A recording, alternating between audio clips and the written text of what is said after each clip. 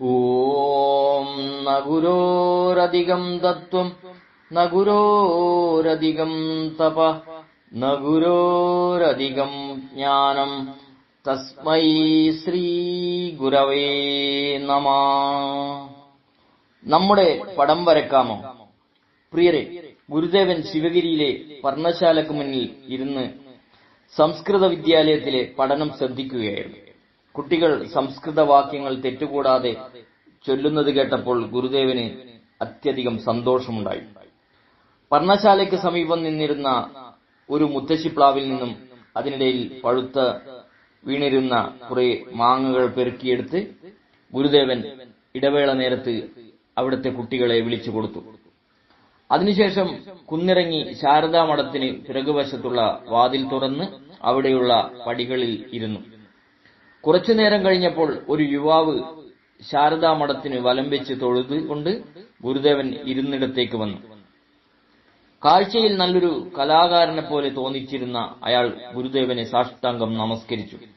അയാളുടെ ഭക്തിയും വിനയവും ലക്ഷണവും കണ്ടിട്ട് ഗുരുദേവൻ ചോദിച്ചു, ചിത്രമെഴുതും അല്ലേ?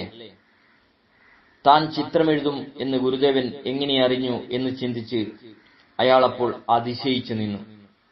ഗുരുദേവൻ, പേരെന്ത്? യുവാവ്: രാമകൃഷ്ണൻ ആശാരി. ഗുരുദേവൻ: എവിടെ നിന്നാണ് വരുന്നത്? യുവാവ്: നെയ്യാറ്റിൻകരയിൽ നിന്നാണ്. ഗുരുദേവൻ: കുറച്ചു നേരത്തേക്ക് പിന്നെ സംഭാഷണമുണ്ടായില്ല. ആ ഇടവേളയിൽ മാവിൻ കൊമ്പത്തിരുന്ന ഒരു കുയിൽ നീട്ടിപ്പാടുവാൻ തുടങ്ങുകയെ. ആ നേരത്ത് അയാൾ ഏതാനും കടലാസ് ചുരുളുകൾ നിവർത്തി ഗുരുദേവനെ കാണിച്ചു. അതെല്ലാം അയാൾ മുൻകാലങ്ങളിൽ വരച്ച ചിത്രങ്ങളായിരുന്നു. അത് കണ്ടിട്ട് ഗുരുദേവൻ ആ യുവാവിനെ അനുഗ്രഹിച്ചുകൊണ്ട് മൊഴിഞ്ഞു, കൊള്ളാമല്ലോ. അയാൾ ഏറെ സംതൃപ്തനായി ആ ചിത്രങ്ങൾ വീണ്ടും ചുരുട്ടി ഒരു സഞ്ചിയിലാക്കി വെച്ചു. അപ്പോൾ ഗുരുദേവൻ ചോദിച്ചു, നമ്മുടെ പടം വരക്കാമോ? അപ്രതീക്ഷിതമായ ആ ചോദ്യം കേട്ട് രാമകൃഷ്ണൻ ആശാരി അല്പനേരത്തേക്ക് യാതൊന്നും ഉരിയാടാനാവാതെ നിന്നുപോയി. കാരണം അന്ന് അയാൾ അവിടെ വന്നത് തന്നെ ഒത്താൽ ഗുരുദേവന്റെ ഒരു ചിത്രം വരയ്ക്കണമെന്ന ആഗ്രഹത്തോടെയായിരുന്നു. അവിടുത്തെ അനുഗ്രഹമുണ്ടെങ്കിൽ എഴുതാം, അയാൾ പറഞ്ഞു.